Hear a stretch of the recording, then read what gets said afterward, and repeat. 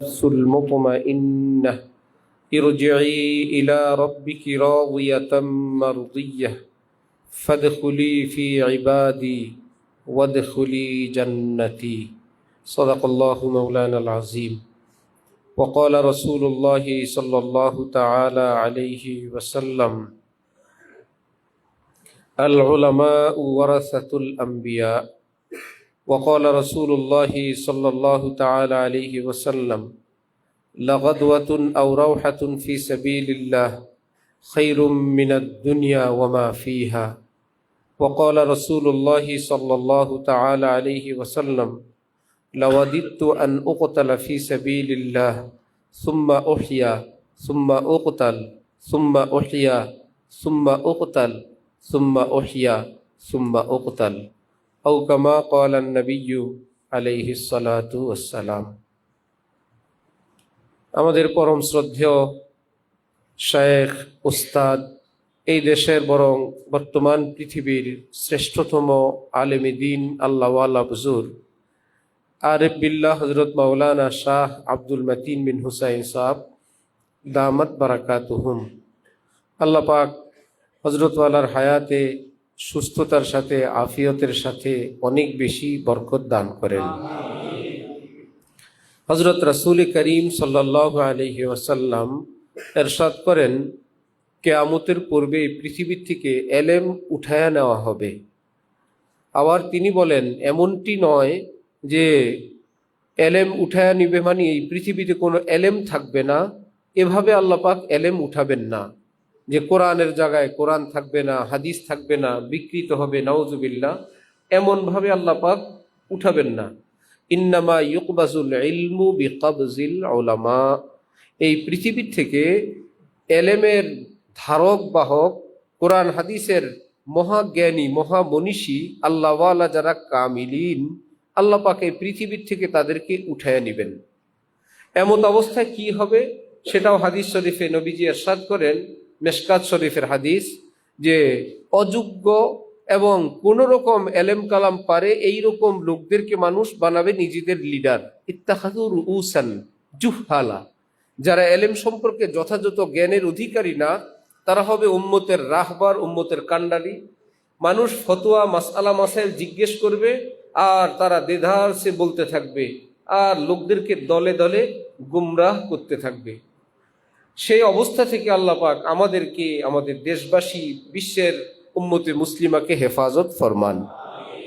এ সংক্ষিপ্ত হাদিসে পাকের অনুবাদ এবং তর্জমা থেকে কথা স্পষ্ট, এই পৃথিবীতে সহি দ্বীন ততদিন থাকবে, হক্কানি আলেম যতদিন থাকবে। পৃথিবীতে সহি দ্বীন ততদিন থাকবে, হক্কানি আলেম যতদিন থাকবে। আর আলেম তৈরির কারখানা হলো মাদ্রাসা। হযরত হাকিমুল উম্মত থানভী রহমতুল্লাহ আলাইহি বলেন, যতদিন মাদ্রাসা থাকবে ততদিন হক্কানি আলেম তৈরির কারখানা থাকাতে হক্কানি আলেম থাকবে। তো মাদ্রাসাগুলো হলো হক্কানি আলেম তৈরির কারখানা। এখন তো স্কলার, এখন অনেক পিএইচডি, অনেক দেশ বিদেশের অনেক বেশি ডিগ্রিধারীদের জন্য মনে হয় যেন তারা মাঠ ময়দান এবং সোশ্যাল মিডিয়ার জগৎ গরম করার কারণে যেন তারা নায়েবে রসুলের মসনদে বসে দেশ এবং জাতির উদ্দেশ্যে মাঝে মাঝে এমন এমন কথা বলেন যেন তিনি এই যুগের ইমাম আবু হানিফার মসনদে আছেন। অথচ তাদের এলমি যোগ্যতার অবস্থা এমন যে বাংলাদেশে যারা আছেন, পৃথিবীতেও পৃথিবী বিজ্ঞ বিজ্ঞ আলেম ওলামা যারা আছেন, তাদের সামনে বসে এক পৃষ্ঠা আরবি কিতাব, বুখারী শরীফ কিংবা কোনো তাফসিরের কিতাব কিংবা কোনো ফতোয়ার কিতাব থেকে শুধু নির্ভুলভাবে রিডিংটা পড়ে যাবে, জের জবর লাগায় বিশুদ্ধভাবে পড়ার যোগ্যতা নাই। তারা হয়ে গেছেন এখন উম্মতের কি কান্ডারি। তো আমাদের শায়েখ এক গল্প শুনান, বরিশাল থেকে এক ছেলে আসে হযরতুল্লাহর কাছে, বলে আমি এখানে ফার্স্ট ডিভিশন ফার্স্ট এই ক্লাসে। আচ্ছা, সরকারি মাদ্রাসায় এই ক্লাসে ফার্স্ট ডিভিশন ফার্স্ট, তারপরে একদম কামিল পর্যন্ত পড়াশোনা। হযরত বললেন, কামিল তুমি কোন সাবজেক্টের উপরে? কামিলিনের অনেক অনেক পার্ট আছে, তো কামিল তাফসিরের উপরে সে পড়াশোনা করছে। হযরত বললেন, একটা মেধাবী ছেলে আসে, মাশাআল্লাহ খুব ভালো, তো হযরত বললেন যে ভাই এই তো তাফসিরে রুহুল মানি, ইবনে কাসির, তাফসিরে কবির ইত্যাদি ইত্যাদি তাফসিরের কিতাব বাইজাবি শরীফ বের করো এই খণ্ড। সে এখন বলে আল্লাহ আমি তো এগুলো জীবনেও দেখি নেই।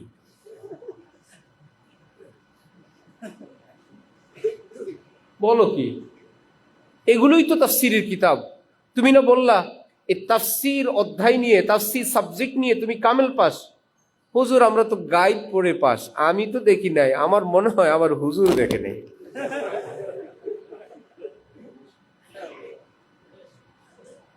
বাবা তার ছেলেকে প্রশ্ন করলো, বাবা হইলেন প্রাইমারি স্কুলের ধর্মীয় শিক্ষক।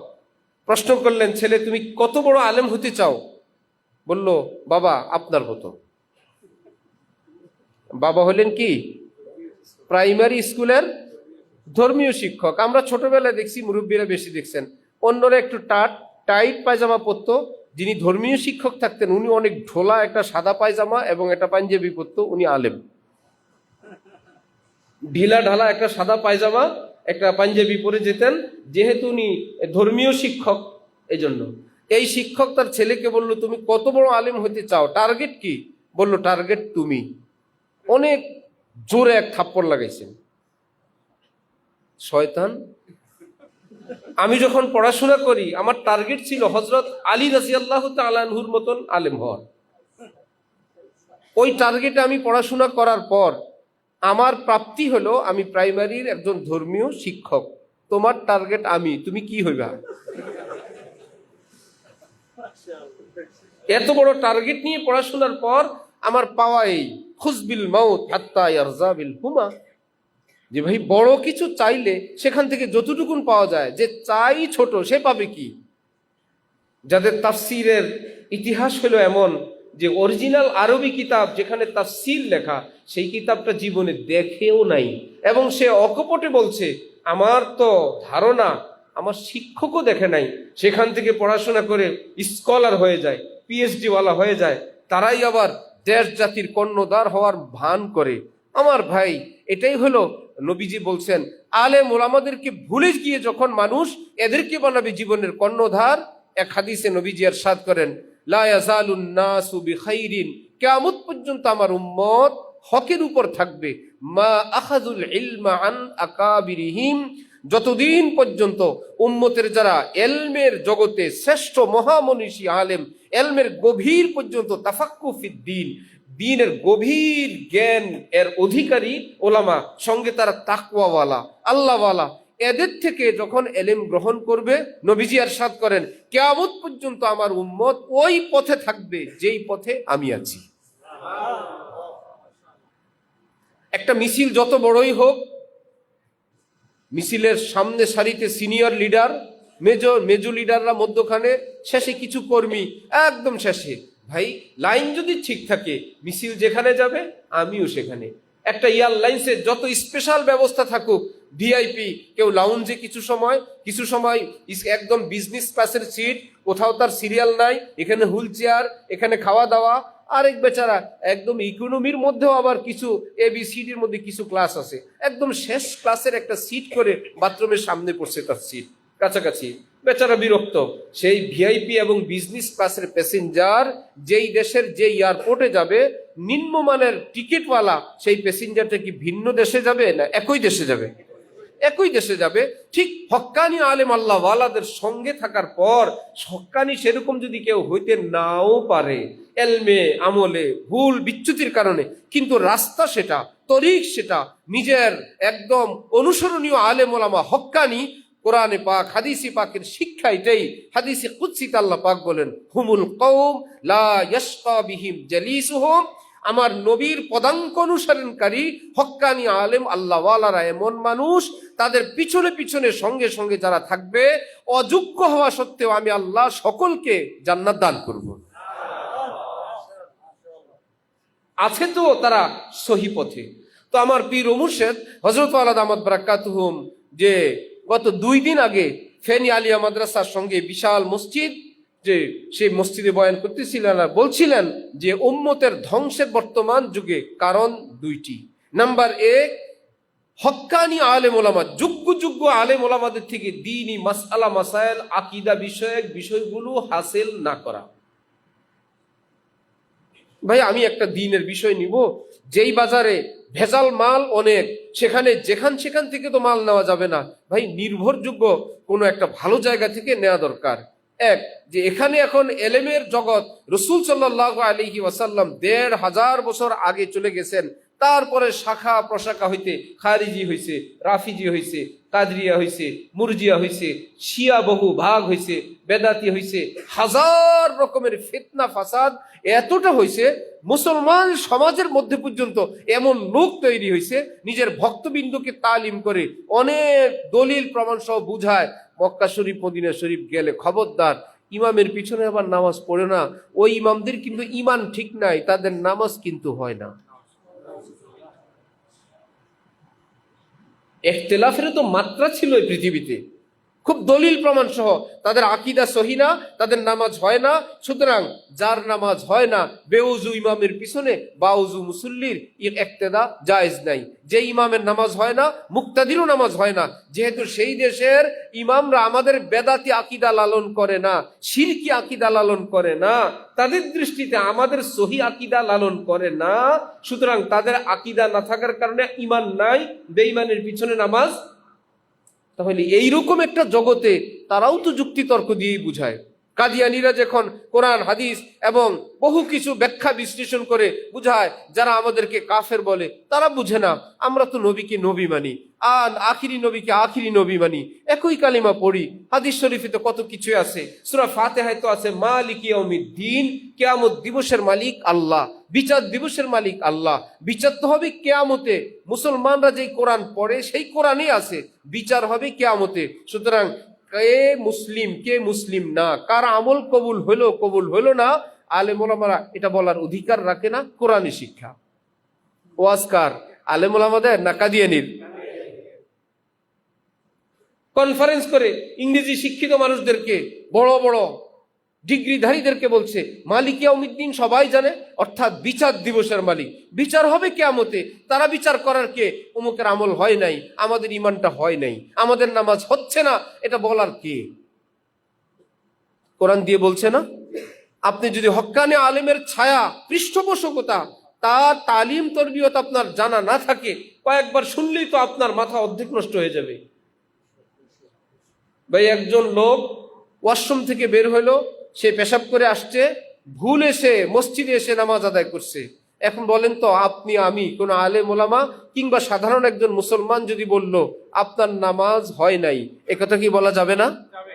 কেন? বিচার দিবসে আল্লাহ বলবেন, আপনি কে?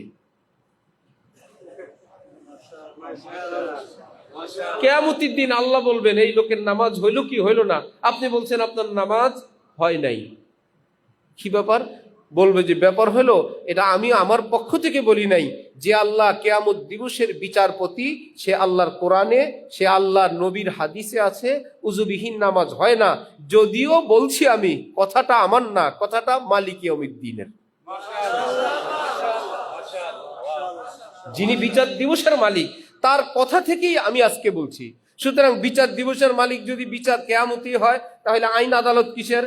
বিচারপতি কেন বলবেন যে আপনি ফাঁসি হবে, জেল হবে, জুলুম হবে? আবার বিচারালয় কিসের? তাহলে বিচার দিবসের মালিক যদি বিচার সেদিন হয়, তাহলে জেল, জুলুম, ফাঁসি দুনিয়াতে হয় কিনা? বিচার দিবসের মালিক হক্কানি আলেমদের সঙ্গে যদি না থাকেন। কাদিয়ানীরা, খ্রিস্টানরা উত্তরবঙ্গে বলছে আপনি কোরআন বিশ্বাস করেন? হ্যাঁ বিশ্বাস করি। কোরআনে পাকে আছে যে জিনা করে, জুলুম করে, অত্যাচার করে, মানুষ হত্যা করে, সুদ ঘুষ খায়, কোরআনে পাকে আছে, তাদেরকে আল্লাহ পাক শাস্তি দিবেন। আপনার জীবনে কি কোনোটা ঘটছে? হ্যাঁ ঘটছে, শাস্তির অপেক্ষায় থাকেন। কোরআনে আছে শাস্তি হবে, আপনি অস্বীকার করলে কোরআন অস্বীকার হবে। এক গুনাহগার মুসলমান কাঁপতেছে, কি হবে এখন? আপনি যদি মুসলিম ধর্মে থাকেন, আপনার বিচার হবে ইসলাম ধর্ম অনুযায়ী। আপনি যদি সেই ধর্ম থেকে বের হয়ে খ্রিস্ট ধর্মে, সেটাও আসমানি ধর্ম, সেটার নবীও সহি, সেই নবীর মা হযরত মারিয়ামের নামে সূরা কোরআনে পাকে আছে, সেই নবীর কথা আপনার কোরআনে আছে। সুতরাং আপনি যদি সেই ধর্মের নবীর ধর্মে চলে আসেন, তাহলে আপনার বিচারটা হবে সেই ধর্ম অনুযায়ী। মুসলিম থাকলে মুসলিম ধর্ম অনুযায়ী, আর খ্রিস্টান হয়ে গেলে খ্রিস্টান ধর্ম অনুযায়ী। আপনি যদি এখন থাকেন, যদি ভুল বিচ্যুতি হয়ে যায়, আপনি তো আসামি হবেন। আপনি কি আসামি হয়ে কবরে যাবেন, না মুক্তি পেতে চান? মুক্তি পেতে চান, মুক্তি পেতে হলে খ্রিস্টান হয়ে যান। আর ঈসা নবী সব উম্মতের সমস্ত পাপ মোচনের জন্য তিনি শুইলিতে চড়ে উম্মতের সব পাপ মোচন করে গেছেন। যারা খ্রিস্টান হবে তাদের কোনো বিচার হবে না। যার এলেম নাই, কালাম নাই, কোনো যুক্তি, কোনো কিছুই নাই, সে বেচার বলবে ভুল তো কিছু করেই ফেলছি, ইচ্ছা তো ছিল মুসলমানই থাকবো, কিন্তু কোরআন তো বলে আমার আযাব হবে, আমি তো আযাবের সম্মুখীন হইতে পারবো না।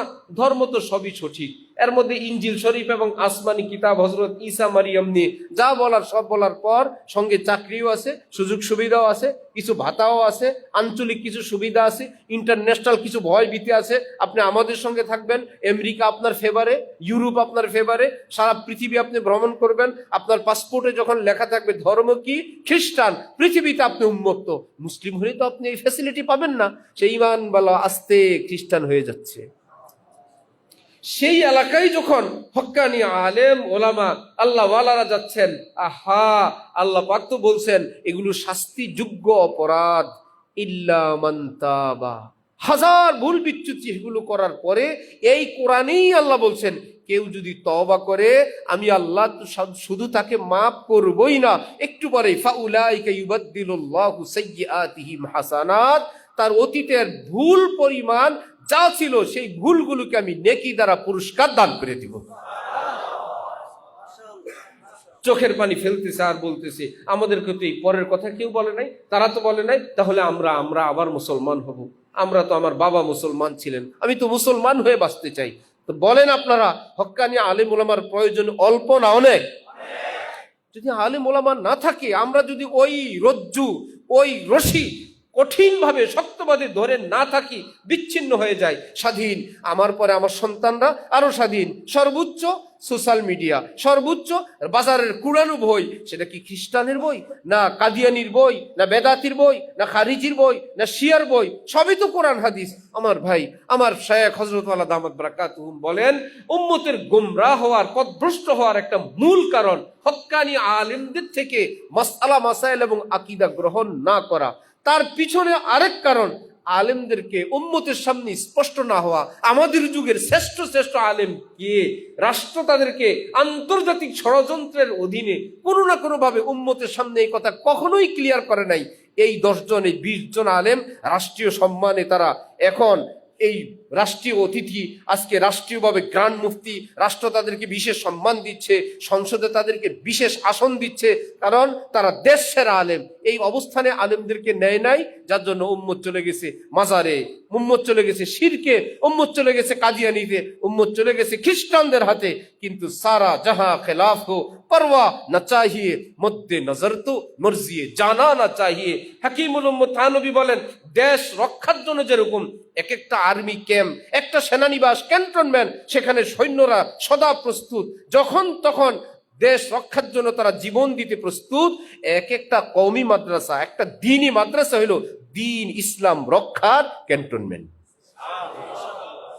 এক একটা দুর্গ, এক একটা সেনানিবাস, তাহলে সেগুলোকে রক্ষা করা এবং সেগুলোকে মূল্যায়ন করা, সেখানের যারা ব্রিগেডিয়ার, সেখানের যারা জেনারেল, অর্থাৎ হক্কানি আলেম, যে কেউ যে কোনো আলেম না, বাজারের আলেম না, ওয়াজ করে দেশ গরম এলাকা গরম সে আলেম না, আলেমদের দৃষ্টিতে যারা সেরা সেরা আলেম, সে আলেমদেরকে চেনা কদর করা আমাদের প্রয়োজন আছে কি না?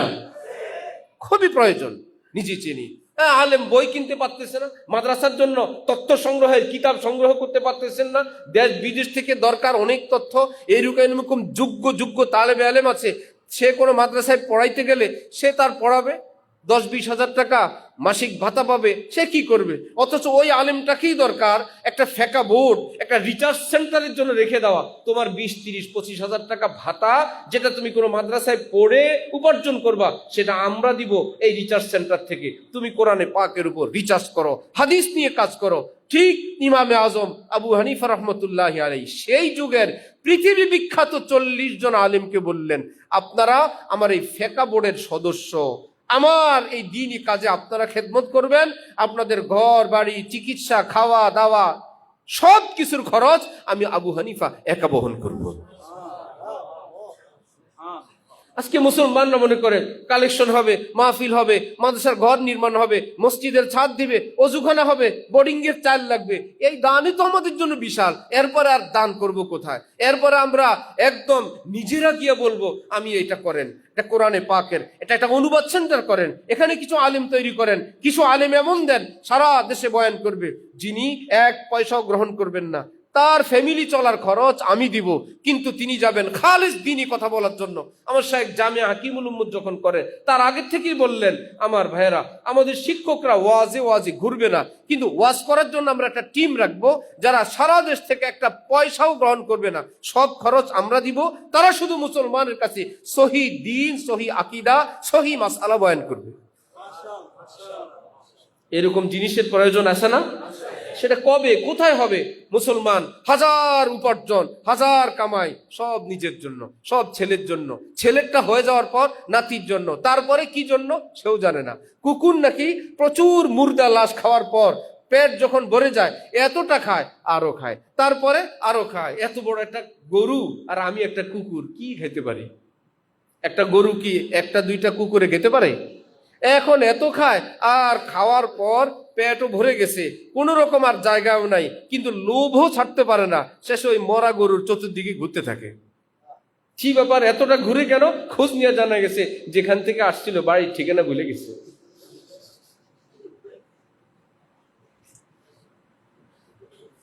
তারপরেও এই ঘুরতে ঘুরতে যদি একটু স্পেস হয়, এক লোকমা খাওয়ার মতো ব্যবস্থা হয়, আবার এর মধ্যে যদি অন্য কোনো কুকুর আসে, সেটাকে আবার মোকাবেলা করার জন্য একদম চৌকান্না এবং সদা প্রস্তুত, অতন্দ্র প্রহরী, যে কোনো ভাবে কাউকে দিবে না। কিন্তু কুকুরের বৈশিষ্ট্য, ভাই তোমার প্রয়োজন, যা খাইছো যাও, আরেকটা কুকুর আসুক তোমার বাড়িতে, যাও না, আস্ত গরু একাই খাবে, কাউকে আসতেও দিবে না, নিজে এতটা খায়, পেট ভরার পর ঘুরতে থাকে।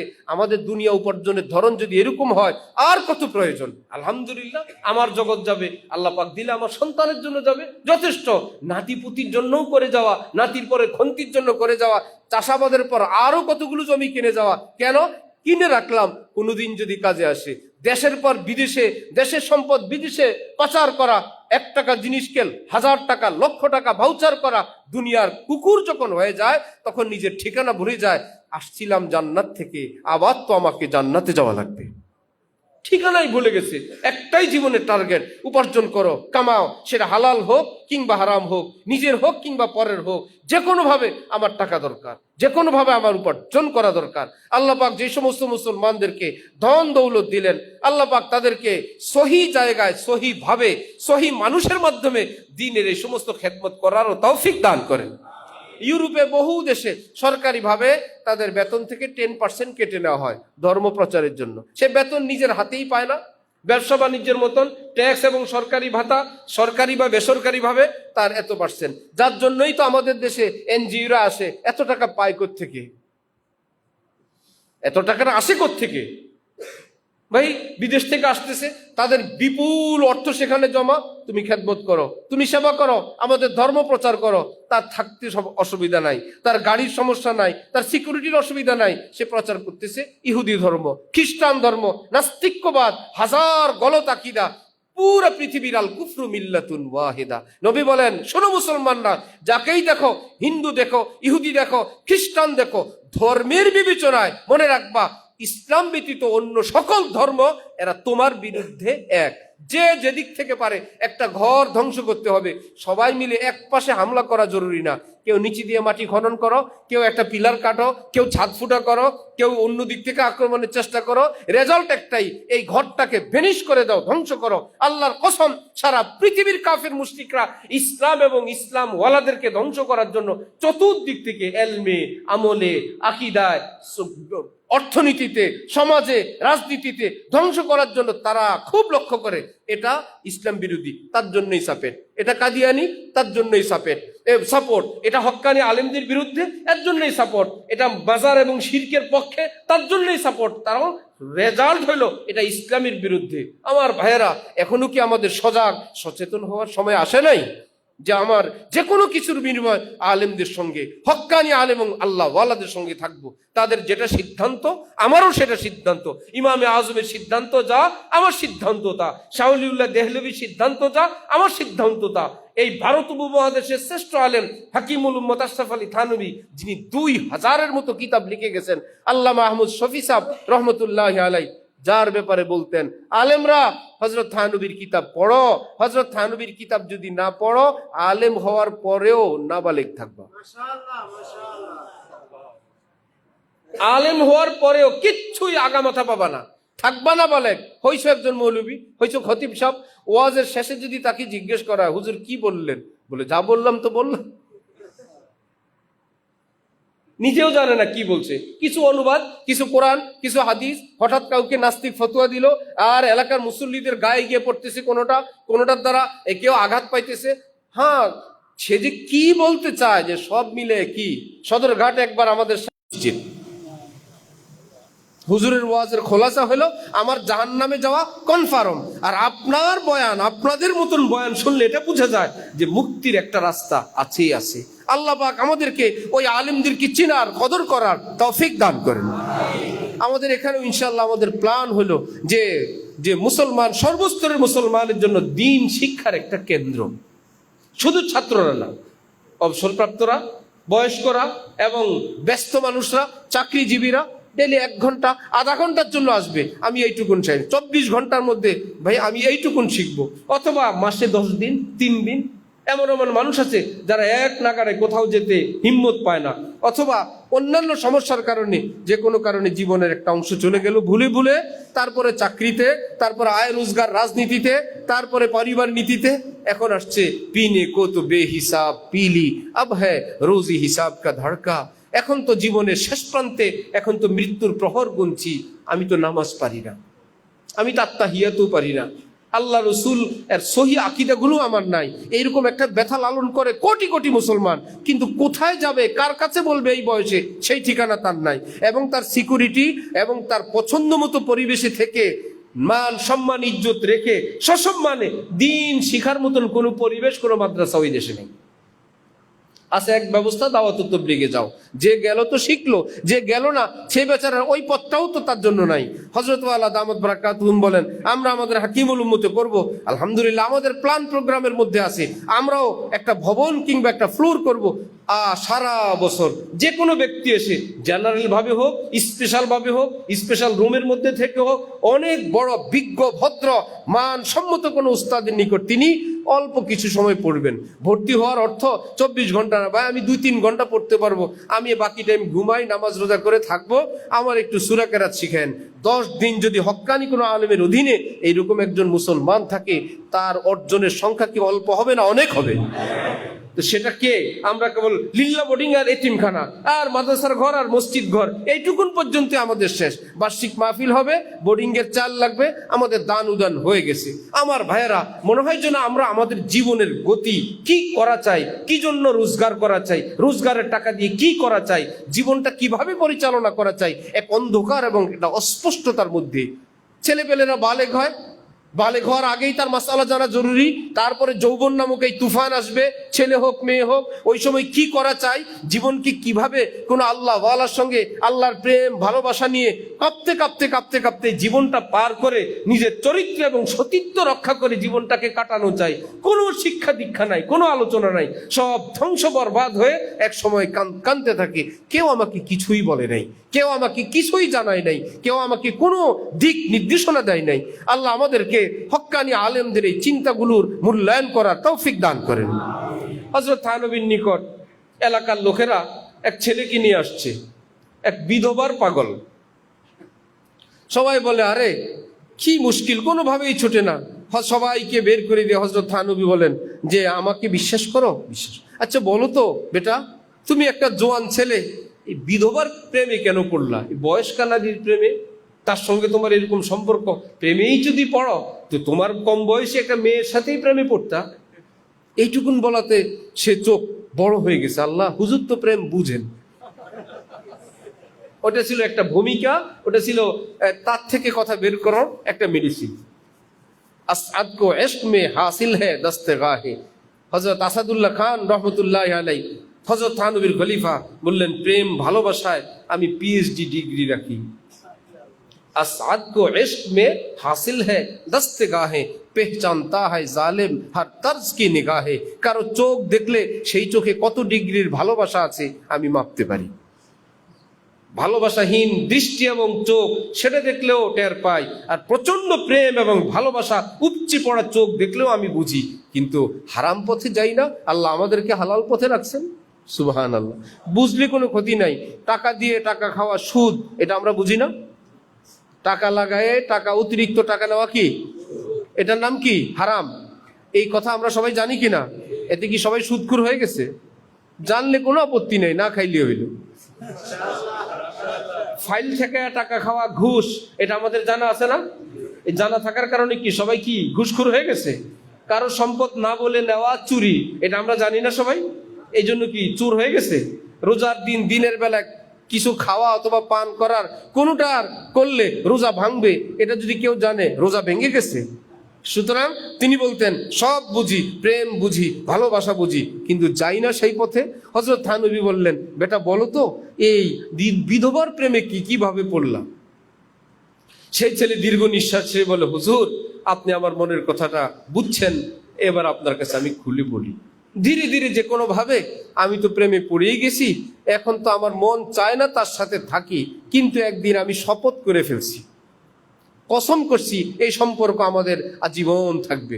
আমাদের হযরত একদিন বলতেছিলেন, রমনা মাটি গিয়ে, রমনা সেখানে গিয়ে পার্কে গিয়ে একে অপরের হাত ধরে বললেন, এ আকাশ সাক্ষী, জমিন সাক্ষী, রমনার সবগুলো গাছ সাক্ষী, আমি তোমাকে বিয়ে করলাম। সাক্ষী লাগে বিয়েতে, ফেরেশতারা তো আছেই, হবে বিয়ে? সব জায়গায় তো আকাশ আছে, জমিন আছে, ফেরেশতা আছে, গাছ গাছালি আছে। এইরকম কিছু কথা বলে, এলেম কালাম তো নাই, বিদ্যা বুদ্ধি নাই। এই তো হযরত থানবীর কাছে ছেলে বলে, আমারও মন চায় না এই মহিলার কাছে আমি যাই, সম্পর্ক রাখি, কিন্তু কসম করে বিপদে পড়ে গেছি। এইবার হযরত বললেন, আমার ফতোয়া বিশ্বাস করো? করি। আমি কিছু বললে মানবা? মানি। আল্লাহর নাফরমানির কোনো কসম, যে কোনো গুনাহের কাজে কোনো কসম, শপথ কেউ করে ফেললে সেই শপথ রক্ষা করা শরীয়তের বিধান না, বরং সেই শপথটা ভঙ্গ করে ফেলা এটাই শরীয়তের বিধান, এতে আল্লাহ খুশি হন। হুজুর আমি তো জানি শপথ ভাঙলে গুনাহ হয়, আমার তো বারবার ভাঙতে মন চাইছে, শুধু গুনার ভয়ে ভাঙি নাই। শপথ ভাঙলে গুনাহ হবে। আবার শুনছি কারো অন্তর ভাঙা কাবা ভাঙ্গার চেয়ে আরো মারাত্মক। এদিকে শপথ, ওদিকে কাবা ভাঙ্গা, গুনাহ কয়টা করব? হযরত থানবী বুঝায় বললেন, কাবা ভাঙ্গার গুনাহ হবে না। আমাদের এক পরিচিত দোস্ত বেচারার জন্য এরকম এক মেয়ে মানুষ পাগল হয়ে গেছে। আল্লাহ কি মুশকিল! সে উন্মুক্ত বিশ্ববিদ্যালয়ে পড়তো, সে কোনো না কোনো ভাবে তার ঠিকানা পেয়ে ফর্ম ফিল আপ করে, তার নাম্বারের পরের নাম্বার, পরীক্ষার ফিস এমন ভাবে দেয়, সে পরীক্ষা দিতে গিয়ে দেখে ওই মহিলা তার পাশে। কি যে এক মুশকিল, কি এক পেরেশানি! পড়তো এক মাদ্রাসায়, সে ধমকা ধমকি ইত্যাদি। এখন সে ছেলে ছিল ভীষণ সুন্দর, ওই মহিলা গেছে পাগল হয়ে। মেয়েটা সে এক মাদ্রাসায় পড়ে, বোরকা টোরকা পরে আসছে মাদ্রাসার গেইটে, অমুক জামাতের অমুককে বলেন তার বোন আসছে। মাদ্রাসার ভিতরে ভাই আপনার বোন আসছে, সে তো জ্বলে পড়ে, আমার বোন তো কোনোদিন এখানে আসে না, তারপরও হইতে পারে, মোবাইল নাই। আসছে, এসে দেখে বোরকা পরা এক মহিলা, মিনমিন করে বলে, বোন মানি সেই বোন। দিছে আবার বকা, শয়তান, বেহায়া, বেলাজা, আরো যা বলার বলছে। এখন সে বাড়ি চলে গেছে, বেইজ্জত হয়েছে। এখানে বাড়ির থেকে খবর আসছে সে এখন আত্মহত্যা করবে, বিষ খাবে, মরবে যদি সে তাকে বিয়ে না করে। ছিল ইংলিশ জীবন সেই মেয়ের। এখন আসছে হযরত আল্লাহর কাছে, হযরত এখন কি করা? সে যদি মরে আমার কি হবে? বললে, সে মরলে তার কবরে সে যাবে, তোমার কি?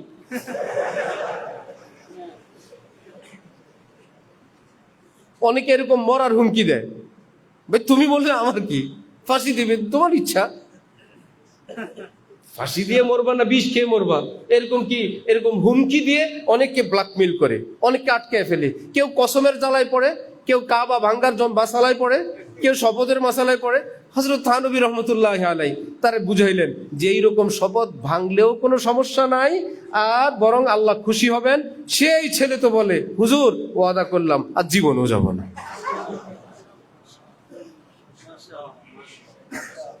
আলেম যদি না থাকে কাবা ভাঙ্গার মশালায় ধরা খাবে না? শপথ ভাঙ্গার মশালায় ধরা খাবে কিনা? আরো কত আকাশ সাক্ষী, গাছ সাক্ষী, ফেরেশতারা সাক্ষী সহ বিয়ে শাদী হয়ে যাবে সেখানে। আমার ভাইয়েরা, আলেম ওলামাদের প্রয়োজনীয়তা আমার মতন নালায়েক কেন, হক্কানি আলেম যদি কিয়ামত পর্যন্ত বয়ান করেন শেষ করতে পারবে না। এত বেশি প্রয়োজন হক্কানি আলেমের, আল্লাহ ওয়ালাদের এত বেশি প্রয়োজন। হযরত থানবীর এক মুরিদ চিঠি লিখছে, হযরত আমার এলাকায় এক মহিলা, তাও বিধবা, সেই মহিলার স্বামী মৃত্যুর পর কোনোদিন আমি তার সঙ্গে দেখাও করি নাই, কথাও বলি নাই, সে তার বাড়িতে, আমি আমার জায়গায়, কিন্তু তার এখন মৃত্যু হয়ে যাওয়ার পর আমার ভীষণ কষ্ট লাগতেছে, তার ইন্তেকালের পর কষ্ট লাগতেছে, কি মুশকিল। হযরত থানবী বলেন, দরবেশ তওবা করো, ওই নারীর প্রতি তোমার অন্তরে হারাম প্রেম ছিল, এই জন্যই তো তার মৃত্যুতে তোমার এত কষ্ট লাগে, নাহলে তো অস্বাভাবিক কষ্ট লাগার কথা না। মনে হয় যেন আছে মাসুকা ধারে কাছে, রেঞ্জের ভিতরে আছে, এইটুকুন একটা লালন তোমার ভিতরে ছিল, না হলে মৃত্যু হয়, তার মৃত্যুতে, অপরিচিত এক নারীর মৃত্যুতে তোমার কষ্ট কেন? আল্লাহ আমাদেরকে দ্বীনের সহি বুঝ দান করেন। হযরত থানবী বলতেন, তোমাদের ইংরেজি পড়ুয়া ছেলেদেরকে আমাদের কাছে আনবা, ওয়াদা করলাম কোনোদিন নামাজ পড়তে বলবো না, দাড়ি রাখতে বলবো না, পায়জামা টাকনুর উপরে উঠাইতেও বলবো না। আমার পীর ও মুর্শিদ হযরত আলা দামাত বারাকাতুহুর কাছে আসে স্কুল কলেজের ছেলেরা, দেখি তিনি তো যুগের থানবী, তিনি সেভাবেই লালন করেন, কেউ ফুল দেয় তিনি ফুল নেন, শোকেন, আমারে দেন, দেখো ওয়া মাশাআল্লাহ কি ফুল। আসে একটা ফুল নিয়ে আসে, আসে শার্ট প্যান্ট পরে আসে, গেঞ্জি পরে আসে, দুই একটা থাপ্পড় খাওয়ার জন্য টুপি ছাড়া আসে টুপি পকেটে, ইচ্ছা করেই টুপি মাথা দেয় না। হযরত মাথার চুল ধরে ধরবেন, দুইটা লাগাবেন, তার কাছে এটা প্রিয়, থাপ্পড় খায় পরে টুপি লাগায়, মাঝে মাঝে আগে থেকেই লাগায় আসে, মনে হয় যেন কত দোস্ত, কত বন্ধু। হযরত ভাবেন এই ছেলেগুলো থাকে কোথায়? হযরত তকি উসমানী সাহেব দামাত বারাকাতুহুম বলছিলেন, একবার চেচনিয়ার মুসলমানদের জন্য অর্থ সংগ্রহের জন্য আমরা ব্যবস্থা গ্রহণ করলাম। এক মুসলমান, তার কাছে অর্থের কথা বললে সে বলে উঠলো, কার জন্য অর্থ নিবেন? দাড়ি নাই, কিচ্ছু নাই, পোশাক নাই, দাড়ি নাই। হযরত বলেন, তকি উসমানী সাহেব আমার কলিজায় তীরের মতো আঘাত লাগছে। সে কি জানে রাশিয়ার মুসলমানরা কত রকমের জুলুম অত্যাচারের মধ্যে এই কালেমা লা ইলাহা ইল্লাল্লাহ মুহাম্মাদুর রাসূলুল্লাহ ধারণ করে ঈমান টুকুন রাখছে? সে জানেই না কোন পরিবেশে সে আসে, কত মোকাবেলা করে সে ঈমান নিয়ে আসে, কত কষ্ট করে আসে। সে আসে জুব্বা জামা এবং দাড়ির তালে, কালিমার কোনো কদরই তার মধ্যে নাই। হযরত ওয়ালা ওই ছেলেগুলোকে আদর করেন, কি অর্থ? একদিন বড় হবে, চোখের পানি ফেলবে। ছোটবেলায় যেতাম ওই আল্লাহ ওয়ালার কাছে, আবার কলেজে যায়, কত গলত আকীদাওয়ালারা চিন্তা করে, না আমাদেরকে এক আলেম ভালোবাসেন, আমাদের সেই ভালোবাসাই যথেষ্ট, আমরা তো একজনকে ফুল দিতে পারি, আমাদেরকে আর কারোর ফুল দেওয়ার দরকার নাই। হারাম প্রেম থেকে, গলত আকীদা থেকে, গলত চরিত্র থেকে, নষ্ট জীবন থেকে এক আল্লাহ ওয়ালার একটু প্রেম, একটু ভালোবাসা, একটু চাহনি, একটু মুস্কি হাসি দিয়ে তার তরবিয়ত এবং লালন পালন হচ্ছেন সেটা সেও জানে না। এক মুরিদ এসে হযরত থানবীর দিকে এরকম তাকাইছে, হযরত থানবী মুস্কি হাসি দিছেন, বেচারা খুশি আর বলে, মেরা তো কাম বন গিয়া, মেরি তরফ দেখ কর, মেরে শায়েখ মেরি তরফ দেখ কর মুস্কুরা দিয়া। মেরা তো কাম বন গিয়া, ভাই আমার তো কপাল খুলছে, আজকে আমার শায়েখ আমার দিকে দেখে মুচকি হাসি দিছেন। মেরা তো কাম বন গিয়া, মেরে শায়েখ মেরি তরফ দেখ কর মুস্কুরা দিয়া, আমাকে দেখে তিনি মুচকি হাসি দিছেন, মুক্তার মতো এক নুরানি হাসি দেখে আমার অন্তরটা আলোকিত হয়ে গেছে। তারা জানেন মানুষ কিভাবে লালন পালন করতে হয়, মানুষকে কিভাবে তরবিয়ত করতে হয়। হযরত ওয়ালা আল্লামা শামসুল হক ফরিদপুরি রহমতুল্লাহি আলাইহি এক লোক পাঠাইলেন যে, ভাই অমুকের কাছে যাও, আমার সালাম বলো আর তাকে আসতে বলো। যিনি গেছেন, গিয়ে দেখেন সে ডুগডুগি বাজাইতেছে, দোতারা সেতারার মতন কিছু একটা টুনটুনি বাজায় আর কবিতা লেখে। সদর সাহেব পাঠাইছেন তার কাছে লোক, সদর সাহেব পাঠাইছেন আল্লাহ রে, গেছেন, বললেন, গোলাম মুস্তফা তুমি একটা নবীজির জীবনী বাংলায় লেখো, এই এই তথ্য তোমার সামনে, এগুলোকে সামনে লেখো।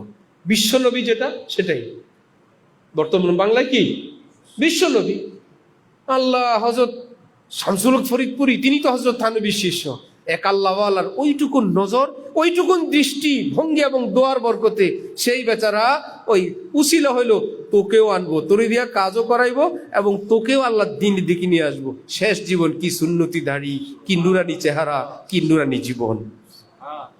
আল্লামা ইকবালের যে ছবি সারা পৃথিবীতে দাড়িবিহীন, এটা তার শুরুর দিকের ছবি, প্রথম দিকের ছবি। কিন্তু সে যেমন টিপু সুলতানের একটা ছবি, সবাই সারা পৃথিবীতে টিপু সুলতানের ছবি প্রকাশ করে দাড়িবিহীন। একটা সময় ছিল দাড়িবিহীন, অথচ টিপু সুলতানের বিশাল দীর্ঘ যুগ, যিনি একদম দিনদার, পরহেজগার, নামাজির, ওই ছবি ওই শয়তানরা প্রকাশ করে না। আল্লামা ইকবালের দাড়িওয়ালা, সুন্নতি লেবাসওয়ালা, সেই ছবি প্রকাশ করে না। নিজেরা বুঝাইতে চায় আমরা দাড়ি কামাইলে কি হয়েছে, এত বড় বড় লিডাররাও আরে খুব রুয়ু সে মিলা করতে थे मीर अब मिला करते हैं अहलुल्लाह से मत करे तहकीर कोई मीर की राबता रखते हैं अब अल्लाह से। খালিদ বিন ওলীদ তো উহুদের ময়দানে মুসলমানের উপর আক্রমণ করছিলেন। 50 জন যে রুমাত যারা ছিলেন পাহাড়ের উপরে, হযরত জুবাইর রাদিয়াল্লাহু তাআলা আনহু সহ যে 50 জন সাহাবীকে নবীজি রাখছিলেন, সেই সাহাবীদের 40 জনকে এবং পরবর্তীতে সবাইকে শহীদ করে ফেললো খালিদ বিন ওলীদ তো। কিন্তু সেই দিনের কথা বলে কি আজকে লাভ হবে? আজকে তো খালিদ বিন ওলীদ রাদিয়াল্লাহু আনহু এক সময় যে যা ছিল ছিল, খুব রুয়ু সে মিলা করতে थे मीर अब मिला करते हैं अहलुल्लाह से। আরে বাদ দাও মি আগের কথা। রব্বুল আলামিন বলছেন ইসলাম গ্রহণ করলে আমি অতীতে সব মাফ করে দেই। রব্বুল আলামিন বলছেন খাঁটি তওবা করলে আমি সব মাফ করে দেই। অতীতের কথা বাদ দাও। আগে হারাম সম্পর্ক ছিল, আগে রাস্তাঘাটে মার্কেটে ঘুরতে থাকতো, বাদ দাও। মত করে তাহকির কোই मीर की রাবিতা রাখতে हैं अब আল্লাহ से। আজকাল আল্লাহর সাথে সম্পর্ক রাখে মিয়া ভয় পায়। এই জীবন নিয়ে ভাবো, সেই জীবনের গল্প বাদ দাও। আল্লাহ আমাদেরকে দ্বীনের সহি বুঝ দান করেন, সহি সবক আল্লাহ আমাদেরকে দান করেন। আমরা কোথায় যাচ্ছি আমার ভাইরা? আলেমদেরকে ছেড়ে আল্লাহ পাক আমাদেরকে হক্কানি আলেমদেরকে চেনার, কদর করার তৌফিক দান করেন। এই মাদ্রাসাগুলো হলো আলেম তৈরির কারখানা। এখানে যদি সেই মানের আলেম তৈরি হয়, সেই মানের, কোন মানের? ছোটবেলা থেকেই দাঁড়ে দাঁড়ে দাও, টাকা দেন, রিসিট বই, টাকা দেন, দোকানে, বাজারে, হাটে, বুলি হিন্দুর কাছে চায় বসছে, খ্রিস্টানের কাছে চায় বসছে, চাইছে, চাওয়ার পর ওই বেটা বলে আমি মুসলমান না, সরি। আরেক বেটা বলে আমি হিন্দু, সরি। হকিমুল মুথানির বলতেন দিনের কাজ করো, আজমতি দিন ইজ্জতে নফসের সঙ্গে। তোমার একটা ব্যক্তিত্ব আছে, ইসলামের একটা মর্যাদা আছে। হযরতওয়ালা করাচি অনেক গায়রত, আত্মমর্যাদাওয়ালা ছিলেন। কোথাও গেলে কোনো জেন্টলম্যান ব্যক্তি এরকম চেইন খুলছিল, হযরতের সামনে এরকম ফস করে টান দিলে মনে হয় যেন সে একটা বেটাগিরি দেখাইতে চায়। হযরত আয়েশা দর্জিকে বলছেন জামা বানাও, বুতামের ভিতরে এরকম চেইন লাগা। হযরত বললেন আমি এখন টান মারি। পকেটে 2টা লাগাইছেন, 2 পাশে খস করে টান দে। হযরত বলেন এখন জেন্টলম্যান তাকায়, বাবা রে আমার চেইন একটা, মোল্লা তো 3টা দেখা যায়। এটা বুঝতে হলে অনেক বড় মাথা লাগবে মিয়া। খাজা আজিজুল হাসান মজজুব যখন ডেপুটি কালেক্টর লখনৌ শহরের বড় সরকারি কর্মকর্তা, মুফতি শফি সাহেব সহ দেওবন্দের বড় বড় আলেমরা ওনার কাছে গেলে সরকারি ওই পতাকাবাহী গাড়িতে উঠাইছেন, উঠে লখনৌ শহরে ঘুরতেছেন। কোনো কাজ না, কাম না। সবাই বললো হযরত কি ঘুরেন, কি লাভ কি? বললো দুনিয়াওয়ালাদেরকে দেখাই আলেম ওলামা আল্লাহওয়ালারাও দামি দামি গাড়িতে চড়তে পারেন। কত পরিস্থিতি কত জটিল ছিল, কত নিচু দৃষ্টিতে দেখতো, কত নিচু দৃষ্টিতে দেখতো। তো হযরতওয়ালা করাচি রহমতুল্লাহি আলাইহি এক জায়গায় আঙ্গুর কিনতে গেলে পিছন থেকে এক জেন্টলম্যান এসে বলতেছিল আচ্ছা মৌলবি ভি আঙ্গুর খাতা হ্যায়, মোল্লারাও আঙ্গুর খায়, পয়সা দিয়ে কিনে। হযরত বললেন আঙ্গুর সির্ফ লিঙ্গুর হি খাতা হ্যায়, আঙ্গুর কি শুধু বান্দরেই খায় আর কেউ খায় না?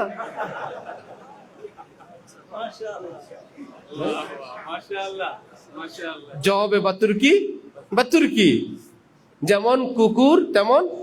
সেটা তো সব জায়গায় বলা যায় না, কুকুর পাবে কই মুগুর দেওয়ার জন্য। আল্লাহ, কোন আলেম হোটেলে বসে এরকম খাবার খাইছেন, মুরগির গোশত, বেচারা হাড্ডি দিয়ে মাথা একটু কুটকুট করে খায়। কোন জেন্টলম্যান ছেলে পাশে বসে বসে চা বিস্কুট খায়। তো হুজুরের কুটকুট আওয়াজ দেখে হুজুরকে তিরস্কার করার জন্য প্রশ্ন করলো, হুজুর আপনাদের এলাকায় বিড়াল কি খায়? বিড়াল কাটা কুটা হাড্ডি খায়। তো হুজুর এখন হাড্ডি খায়। হুজুর তো ভাবছেন প্রশ্নের মাকসাদ কি। হুজুর তাকায় দেখলেন ওই টেবিলে কি চলে, দেখলেন চা বিস্কুট। বললেন বিড়াল আগে যায় কিছুই খেত, বর্তমানে চা বিস্কুট খায়। শুনো এবার জব, যেমন জব শুনতে চাইছ এখন জব শুনো। তো আত্মমর্যাদা থাকা চাই নিজের এবং দিন ইসলামের, যেমন আত্মমর্যাদাওয়ালা, তেমন ব্যক্তিত্বওয়ালা, তেমন আদর্শ, তেমন আমানতদার, তেমন দেশপ্রেমিক, তেমন সব দিক থেকে যোগ্য কিছু মানুষ যদি দেশে তৈরি হয়, এরা কি শুধু মসজিদ মাদ্রাসারই খেদমত করবে না জাতির নেতৃত্ব দিবে? তৈরি করার জন্য তো কারখানা চাই, চাই কি না? যে ভাই কিছু লোক হোক যারা জাতির নেতৃত্ব দিবে। সবই তো হলো ব্যাপকভাবেই তো এমন অপরিষ্কার, অপরিচ্ছন্ন, গান্দা, নোংরা, নিচুতা, হাত পাতা। আপনাদের দোয়াও চাই, দয়াও চাই। ভাই দয়ার কি আছে? আমাদের শায়েখ হযরত আলা দামাত বারাকাতুহুমের মজমা জামিয়া হাকিমুল উম্মত, কোটি কোটি টাকা সেখানে উঠতেছে আসতেছে। এক ছোট্ট মিটিং, ঘরোয়া, বিশিষ্ট এক হাজী সাহেব উনি দাঁড়াইলেন। হযরত বললেন কিছু বলেন। দাঁড়ায় বলছে যে ভাই এত বড় দ্বীনি কাজ হযরত শুরু করলেন, আমাদের সকলের সাহায্যের হাত বাড়ায় দেওয়া চাই। হযরত বললেন সাহায্যের হাত কি বাড়াবে এখানে? মিসকিনের মতো কথা বলেন, বসেন। আল্লাহ দ্বীনের খেদমত করবে, মিসকিনের মতন চান আপনি কোনোদিন দ্বীনের কথা বলবেন না। সাহায্যের হাত বাড়ায় দেওয়া চাই। ফেনী পরশুদিন মুরিদ হবে, তো এক বেচারা এলান করতেছে যারা হযরতের কাছে বায়াত হইতে চান মেহেরবানি করে সামনে আসেন। হযরত বলেন মেহেরবানি কিসের আবার? সামনে আসতে বললো, এখানে কার উপর মেহরবানি করবে? সে মুরিদ হবে, তার ফায়দা, এখানে মেহরবানি কিসের? কথাও বলতে জানো না, মৌলবী হইছো না। মেহরবানি কি আবার? সে বায়াত হবে তার লাভ, আমি সবক দিব সে শিখবে। মনে হয় যে না আমাদের কাছে বায়াত হয়ে আমাদের কি বড় দয়া করতেছে, বড় অনুগ্রহ আপনার, আপনি দয়া করে মুরিদ হইছেন, একটু এক্সকিউজ মি প্লিজ তো শিখনে আসেন আপনি। এখন এক্সকিউজ মি আর প্লিজের কি আসে? যা বায়াত হবে আসো ভাই, তোমার গরজ তুমি আসো। সবার গরজ জিসকো পড়ে ও ইদার আয়, बैठा हूं गनी हो के हर शाह हो गादा से। তামাম ফকির এবং বাদশা থেকে এখানে সব কিছু থেকে অমুখাপিক্য হয়ে মহান আল্লাহর জন্য বসছে। যার গরজ আসো, যার গরজ যাও। এখানে প্লিজ এবং এক্সকিউজ মি আর মেহেরবানির কি আছে? মাদ্রাসা মসজিদে টাকা দেয় যারা, জমা দেয়, অপেক্ষায় থাকে হুজুর একটা মুস্কি হাসি দিবেন, বসাবেন, সুদ খাওয়াবেন। যেহেতু হুজুরকে অনেকগুলো টাকা দিচ্ছেন, টাকাকে হুজুর করে দিচ্ছেন। ভাই মাদ্রাসা মসজিদে যারা আল্লাহর রাস্তায় দান অনুদান করেন, যে আলেমের হাতে টাকা দেন, এটা কি ওই আলেমকে দিছি না দান করলাম? ওই আলেম কি সওয়াব একটু বাড়ায় দিতে পারবেন? হুজুর একটু সওয়াব বাড়ায় দিয়েন, আমি অনেক কষ্ট করে দিলাম হুজুর, যেহেতু আপনার হাতে দিলাম আমার অনেক কষ্টের টাকা, একটু সওয়াব বেশি করে দিয়েন, পারবে কিছু? তার হাতে জাস্ট তিনি গ্রহণ করলেন প্রতিষ্ঠানের পক্ষ থেকে, একটা রিসিট দিলেন, রসিদ দিলেন, আপনাকে প্রাপ্তি স্বীকার দিলেন, এই তো শেষ। কিন্তু আমার আপনার কি অবস্থা? আমি টাকা দিলাম, আমারে বসাবেন, আমার একটা বড় চেয়ার দিবেন, একটা পোস্ট দিলেন। ভাই এগুলো তো তোমার অ্যাকাউন্টে তুমি দিছো, সব তো আল্লাহ থেকে নিয়েই যাবা। ওই আলেম জাস্ট ব্যাংকের একজন কর্মকর্তার মতন, কোটি টাকা যিনি দিলেন, তুমি টাকা দিলা, বসেন, দাঁড়ায় থাকেন, সিরিয়াল দেন, আগে আসেন, পরে আসেন। ভাই সে ভাবে আমার বেতন আমার, তোমার এই টাকার থেকে আমার কোনো বেতন নেই। তুমি দিলা, তুমি অনলাইনে আরেক জায়গা থেকে উঠে নিয়ে যাবা, 2 দিন পরে তোমারটা তো তোমার, আমার কি? কিন্তু আলেম ওলামাদের কাছে জমা দেয় আর মনে করে এখানে হুজুরের কাছে যেহেতু দিলাম, হুজুরের তো আমাকে সালাম দেওয়া উচিত। আলেম ওলামাদের হাতে টাকা দেওয়া মানে কি তাকে দেওয়া না নিজের অ্যাকাউন্টে দেওয়া? নিজের অ্যাকাউন্টে দেওয়া। ভাই তিনি গ্রহণ করলেন, তিনি লিখলেন, আপনি তাকে শুকরিয়া জানান, জাযাকাল্লাহ ওস্তাদজি আপনাকে কষ্ট দিলাম, আমি তো আমার আমল নামাই দিলাম, তাকে তো কিছু দিলাম না। এ আকীদা না দাতার আছে না গ্রহিতার আছে। স্বয়ং গ্রহিতা যেই বেচারা আলেম গ্রহণ করে, সে মনে করে এতগুলো টাকা দিল, ওনারে তো বসাইলে হবে না, সোয়া মেসেজ করে দেয় দরকার, দীর্ঘ সময় সরষের তেল দেওয়া দরকার, যে 1 লাখ টাকা দিয়ে দিল আজকে মাদ্রাসায়, মনে হয় আমাকে দিল। ওই অবস্থান, নিজেদের মধ্যে গায়রত, আত্মমর্যাদা, এটা আসেই ওই রকম কোন কামেল আল্লাহ ওয়ালাকে দেখতে দেখতে। আঁখোं से तुमने पी नहीं, आंखों की तुमने पी नहीं, मैं कशी ये मैं कशीरिन दी है मैं कशी नहीं। এক বুজুর্গ বলেন, হে বন্ধুরা, পৃথিবীর শরাবখানার গল্প শুনছো, সেখানে বোতলে বোতলে চলে, আর আল্লাহ ওয়ালাদের শরাবখানার খবর শুনবা, চোখে চোখে চলে। চোখে চোখ রাখবা, নেশায় বিভোর হয়ে যাবা, আল্লাহর মহব্বতে পাগল হয়ে যাবা। ওই রকম কোন কামেলের সান্নিধ্য যদি ভাগ্যে জুটে, তখন নিজের জীবনের ধারাই চেঞ্জ হয়। अल्लाह ये कौन आया के धीमी पड़ गई, लो शमे महफिल की पतंगों की आवाज उड़ने लगी चिंगारियां दिल की। কি ব্যাপার, আমি এমন হয়ে গেলাম? হ্যাঁ, ওই রকম কামেলের সোবতে মানুষ এমনই হয়ে যায়। আল্লাহ আমাদেরকে আল্লাহ ওয়ালাদের কদর করার তৌফিক দান করেন। তাহলে উম্মত পথভ্রষ্ট হওয়ার কারণ কয়টি? দুইটি। একটা হলো হক্কানি আলেমদেরকে চিনি তাদের থেকে ফতোয়া ফারায়েজ না নেওয়া, যা তার থেকে, যেই কোনো জায়গা থেকে, নেট থেকে, ইউটিউব এবং ফেসবুক থেকে, বাজারের পুরানো বই পুস্তক থেকে। এটা একটা ধ্বংসের এবং গুমরাহির কারণ। আজ যদি শুনে ডক্টর, আজ যদি শুনে অমুক দেশ তুমুক দেশ থেকে এই পিএইচডি, মনে করে আল্লাহ বর্তমান যুগের নায়েবে রাসূল তো তিনি।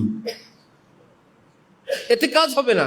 নায়েবে রাসূল হওয়া চাই, স্কলার দিয়ে কোনো কাজ হবে না। কবরে গেলে কাজ হবে না। উনি কে? উনি স্কলার। আর বেটা স্কলার, কোরআন হাদিস এলেম তাকওয়া থাকলে ওকে, না হলে স্কলারগিরি কাজ হবে না। স্কলার তো পৃথিবীতে হাজার, কিন্তু তিনি কে? তিনি ইমাম গাজালি। সুবহানাল্লাহ। হাকিমুল উম্মত হযরত থানভী লিখছেন, বড় পীর আব্দুল কাদের জিলানীর বাবুর্চির মৃত্যুর পর ফেরেশতারা কবরে এসে বলছে, মান রব্বুক ওমা দীনুক ওমান হাযার রাজুল আল্লাযী বুইসা ফীকুম। সে সুয়াল শুনা উত্তরে বলে, আমি বড় পীর জিলানীর বাবুর্চি।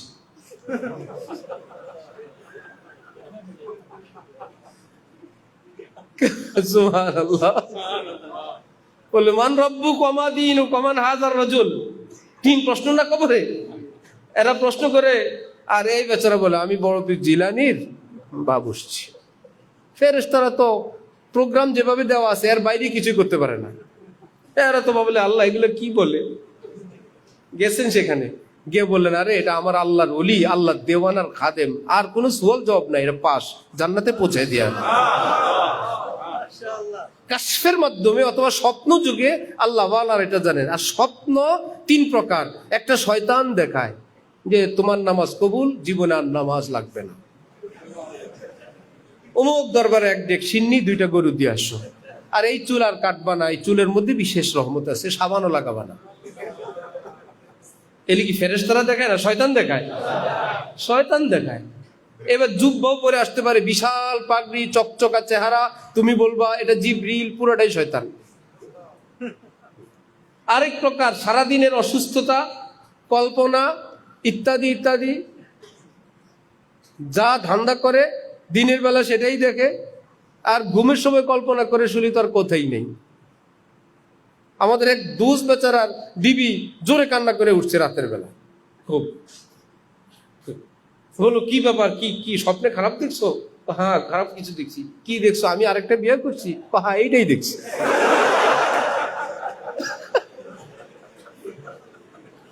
আপনি জানেন কেমনে? স্বপ্নে আমি দেখছি, আপনি জানেন কেমনে? ওই ঘুমানোর সময় এই নিয়ে গল্প করে ঘুমাইছে। এটা কি ফেরেশতা দেখাইছে? এটা হলো কল্পনা প্রসূত।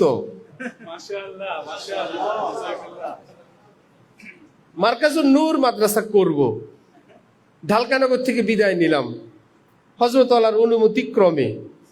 এখন মাদ্রাসা করব, তার আগে হঠাৎ হযরত বলেন ইস্তেখারা করো। ভাই আগের মাদ্রাসা থেকে বিদায় নিলাম, নতুন মাদ্রাসা করব, এখন ইস্তেখারা। ওখান থেকে তো বাইতুল উলুম থেকে তো বিদায় নিলাম। কি টেনশন মনের মধ্যে, যদি উল্টা কিছু আসে। হযরত বললেন করছো? জি। কি স্বপ্ন দেখছো? দেখলাম হযরত এক মাদ্রাসা ছাত্র ভর্তি হইতেছে। হযরত বললেন সারাদিন কল্পনা করলে তো দেখবেই।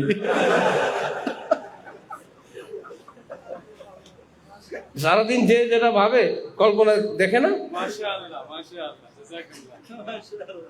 এই সংক্রান্ত এক গল্প শুনে দিই। এক বেচারা ঘুমের মধ্যে খুব লাথি মারে, এইদিকে ওদিকে। তো বিবি বেচারি কবিরাজের কাছে নিয়ে গেছে। কবিরাজ জিজ্ঞেস করছে, কি আপনি এত জোরে মারেন? বললো আমি স্বপ্নে দেখি ফুটবল খেলি। বড় মুশকিল। তাবিজ দিয়ে দিছে, ঘুমানোর আগে এটা লাগাবেন। বাড়িতে আসছে, স্ত্রী যেহেতু ভুক্তভোগী, লাথি খাওয়া লাগে তার, সে বলছে তাবিজটা লাগায় নেন। বলতেছে না আজকে লাগানো যাবে না। কেন? আজকে ফাইনাল বুক খেলা আমাদের।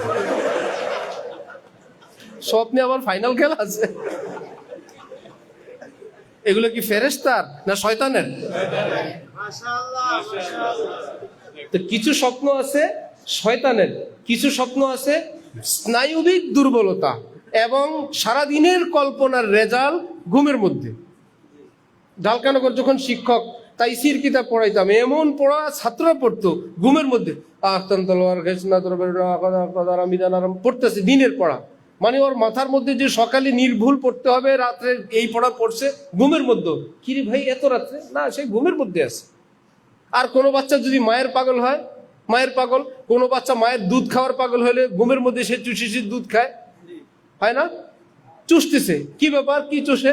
মা কোন জায়গায়? সে মনে করে ঘুমের মধ্যেই মায়ের দুধ খায়। এটা হলো সারাদিনের কল্পনা, এটা শয়তানও না, এটা ফেরেশতাও না। আরেকটা আছে আবার রাসূল সাল্লাল্লাহু আলাইহি ওয়াসাল্লামের উপর 23 বছর যে নবুয়তের যুগ, এর মধ্যে 6 মাস আল্লাহ পাক নবীজিকে শুধু সব ফেরেশতার মাধ্যমে স্বপ্ন দেখেছেন। তো 6 মাস যদি হয় 23 বছরের মধ্যে, তো 23-এর 1 বছর হইল 23 ভাগের 1 ভাগ, সে 1 বছরের 6 মাস হইলে কত? 46 ভাগের 1 ভাগ। নবীজি বলেন উত্তম এবং নেক স্বপ্ন হইল নবুয়তের 46 ভাগের 1 ভাগ। হ্যাঁ, সেই স্বপ্ন কার কাছে কোথায় বলবেন সেটার ব্যাখ্যা হইলো, ভালো স্বপ্ন ভালো কোনো মানুষের কাছে বলেন, এমনি যার তার কাছে স্বপ্ন বলা নিষেধ। যদি মন্দ স্বপ্ন দেখে, 1 নম্বরে কাজ, জাগলে আউযুবিল্লাহি মিন শাররি হাযির রুয়া, এই দোয়া পড়বে, আউযুবিল্লাহি মিনাশ শাইতানির রাজীম, আউযুবিল্লাহ মিন শাররি হাযির রুয়া। এটা 3 বার পড়ে বাম দিকে পড়বে কি থু থু 3 বার, দোয়া পড়ে থু 3 বার। থু তো ফেলবে না, বউ বাচ্চারা উঠে একদম, ও আগামীকাল থেকে আপনি আলাদা খাটে শুয়েন, কোন দিন কোন স্বপ্ন দেখেন ঠিক নাই। কি থুতু ফেলবে না থু থু করবে? থু থু। তারপরে পার্শ্ব পরিবর্তন করে তিনি ঘুমিয়ে যাবেন।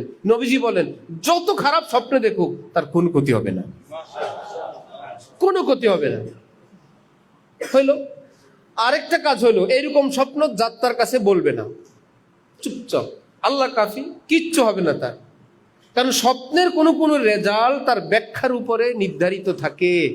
বলছে এমন এক অনভিজ্ঞ লোকের কাছে, আমাকে দেখলাম একটা সাপ দৌড়াইতেছি, বিষাক্ত সাপ। এখন ওই লোক বললো সাবধান, আপনার ধারে কাছে দুশ্মন আছে। এতদিন যাই ছিল মানসিকভাবে সে দুর্বল হয়ে পড়ল। দেখলাম এমন একটা কিছু, জানেই না সে সাপ। দেখলাম ভাই, আমি দেখলাম আমার মৃত্যু হয়ে গেছে। বললো রেডি হয়ে যান। সে কাপড় টাপড় কিনে রেডি হয়ে গেছে। না ভাই, মৃত্যু হয়ে গেছে, মৃত্যুর এক অর্থ ইন্তেকাল। হ্যাঁ, আপনার জীবনে একটা পরিবর্তন আসবে। মৃত্যু হইলে গুনাহ করে না, মৃত্যু হলে দুনিয়াদারি করতে পারে না, শীঘ্রই আল্লাহ পাক হারাম দুনিয়ার থেকে আপনাকে মুক্তি দান করবে। যাই হোক, যিনি ব্যাখ্যা পারেন সেই ব্যাখ্যাকারী এরকম কোন আলেম বা ব্যাখ্যাটা তাকে বলবে, তাহলে বলবে না। গেছি ভাই স্বপ্নে আছে কোনো অস্তিত্ব?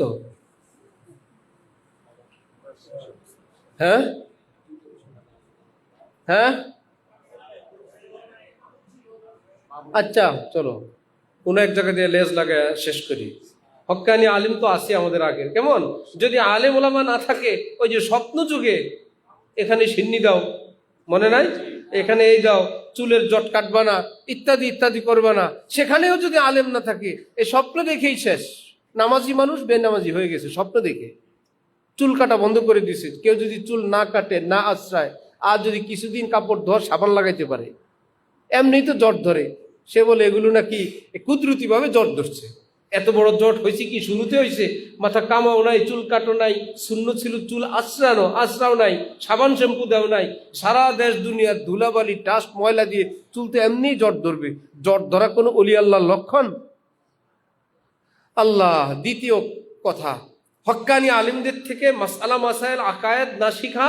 দ্বিতীয় কাজ হলো আল্লাহর ওলিদের থেকে দূরে থাকা।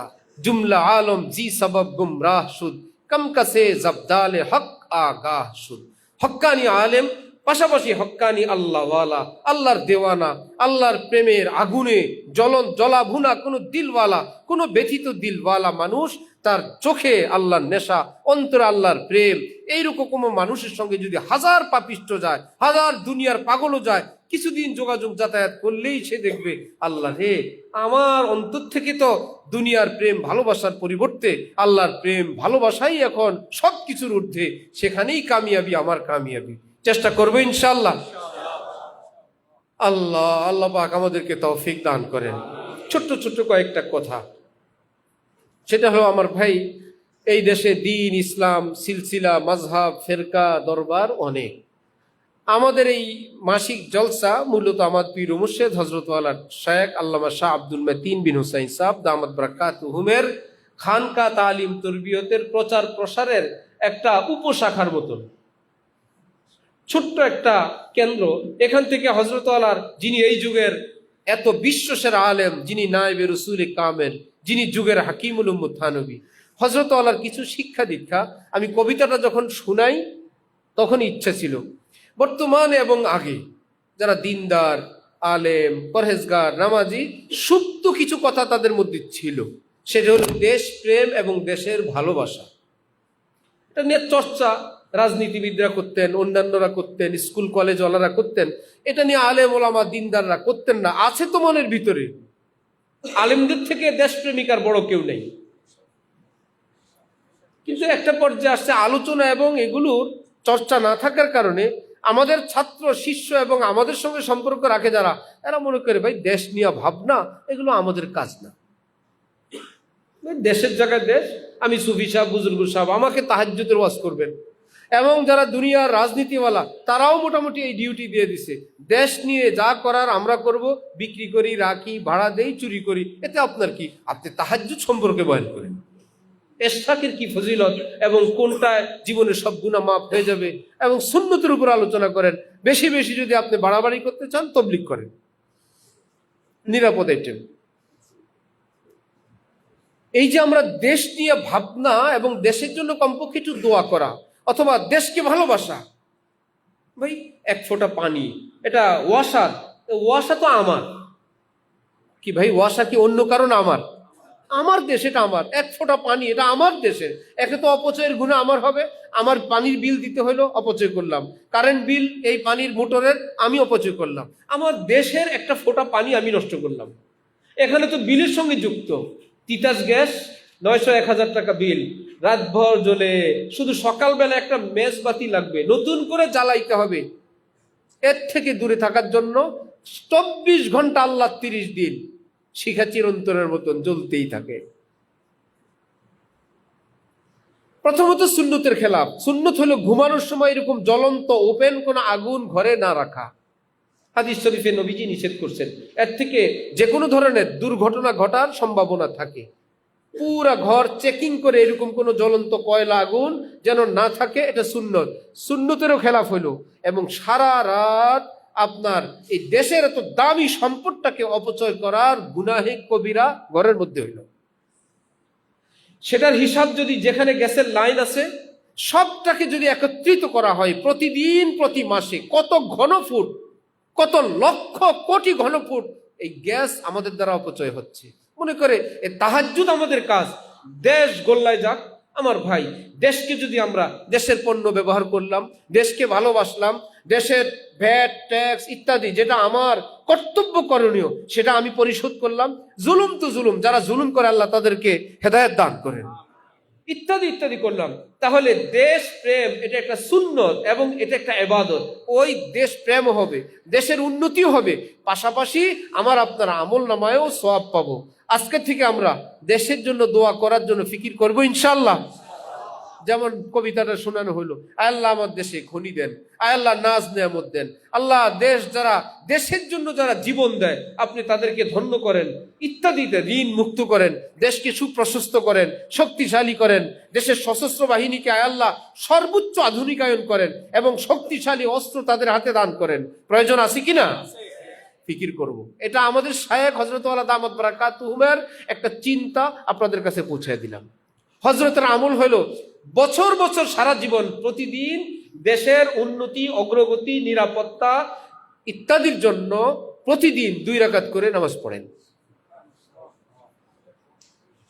বুঝতেছেন? তাহলে আমরা যেমন দিনওয়ালা তেমন একজন দেশপ্রেমিকের ভূমিকা আমাদের অন্তরে থাকবে ইনশাআল্লাহ।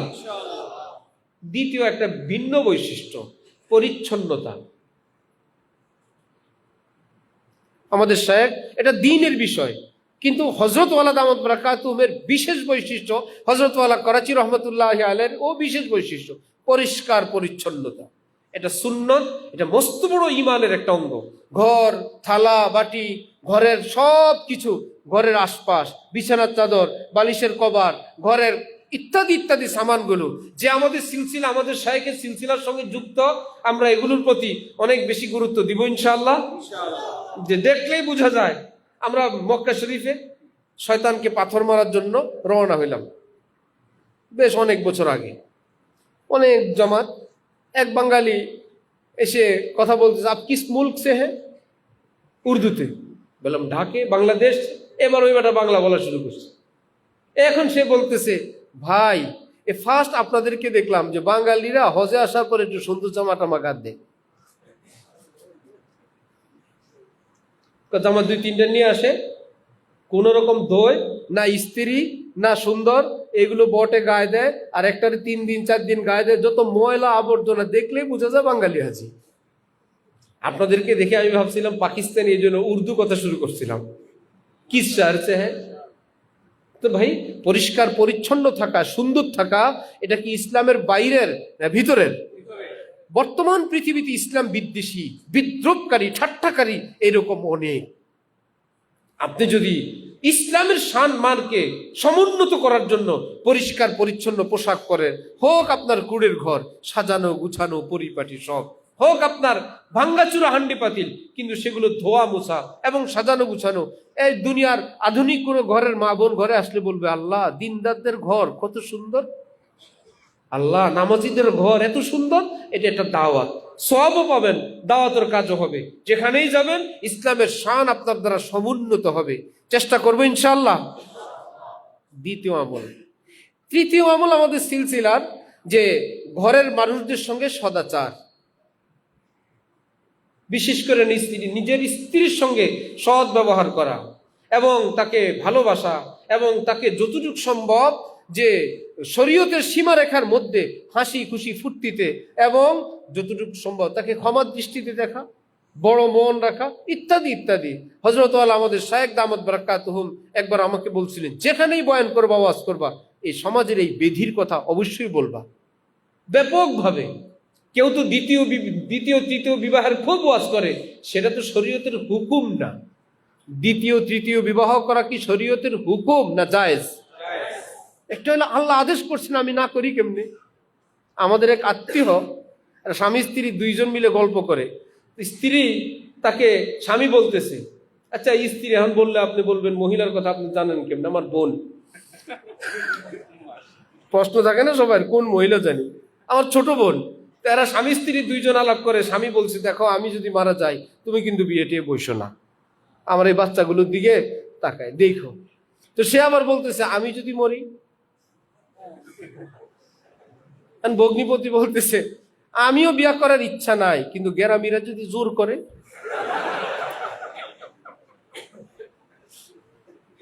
আমার তো ইচ্ছা নাই, গ্রামের ভাষাগুলো গেরামিরা যদি ধরায়, গ্রামের মানুষ যদি ধরে করায় দেয়, আমার তো কিছু করার থাকবে না।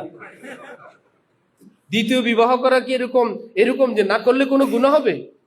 এটা তো না, কিন্তু স্ত্রীর হক আদায় না করলে গুনাহ হবে। দরকার গুনাহ থেকে বাঁচানোর, এটার আলোচনা নাই।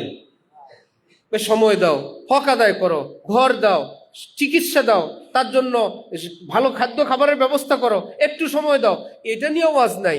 একজনে বলছিল, কোরআন শরীফের মধ্যে সবচেয়ে 2টা কথা বড় ভালো লাগে, কি? কুলু ওয়াশরাব, খাও পিও। আল্লাহ যে কিভাবে বললো, এত ভালো লাগে। আল্লাহ বলছেন খাও পিও, আর কিছু বলেন নাই।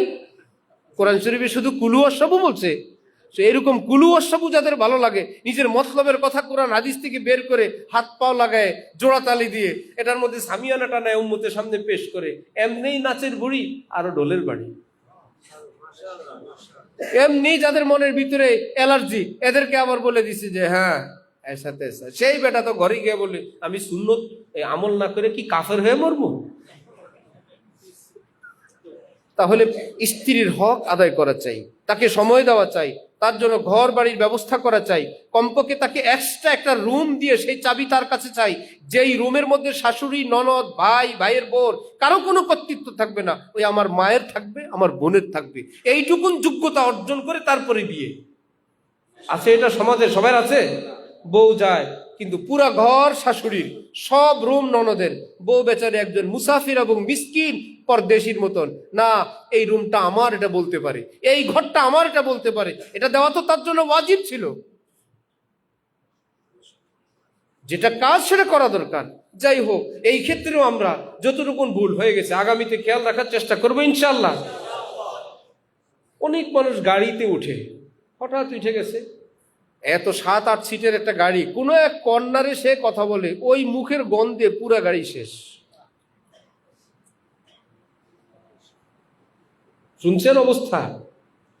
তার মানে ব্রাশ করে না, মেসওয়াক করে না। অনেকের মুখে রোগ থাকে, চিকিৎসা করানো চাই, স্কেলিং করানো চাই, পাইরিয়া থাকলে চিকিৎসা করা চাই, মাউথ ওয়াশ আছে সেটা চাই, এলাচির দানা বা খুশবুদার কিছু চাবাইলে ভাই আমি সমাজে যাব, মানুষের সামনে যাব, স্ত্রীর কাছে যাব, ইত্যাদি করা চাই। কেউ কোনো খোঁজ খবর রাখে না। এক মৌলভী সাহেব জামা, হজরতওয়ালা জিজ্ঞেস করলেন জামা কয়টা? হজরত জামা 4-5টা, গেঞ্জি 2টা। হজরত বলেন মানে গেঞ্জি 2টা দিয়ে তোমার বছর যায় কিভাবে? নিশ্চয়ই তুমি এক গেঞ্জি কয়েকদিন পরো। জি হজরত, এটা তো আর কেউ দেখে না।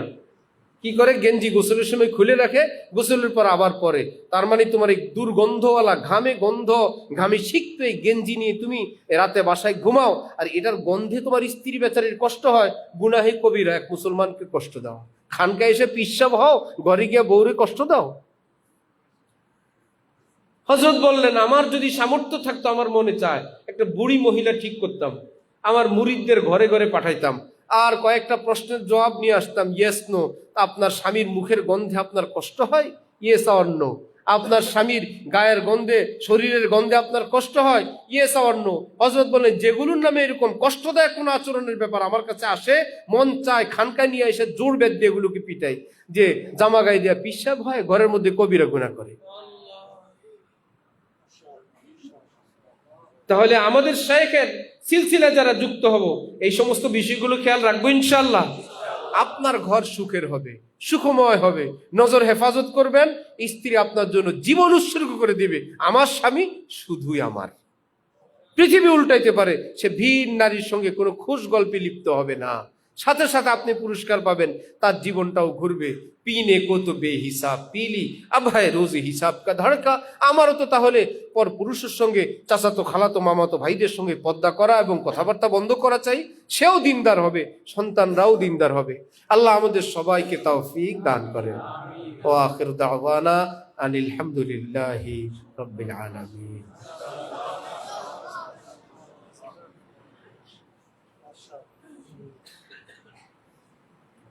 মাসিক কাস্টমার এলান দিয়ে দাও, কি জানি আজীবন সদস্য দাও।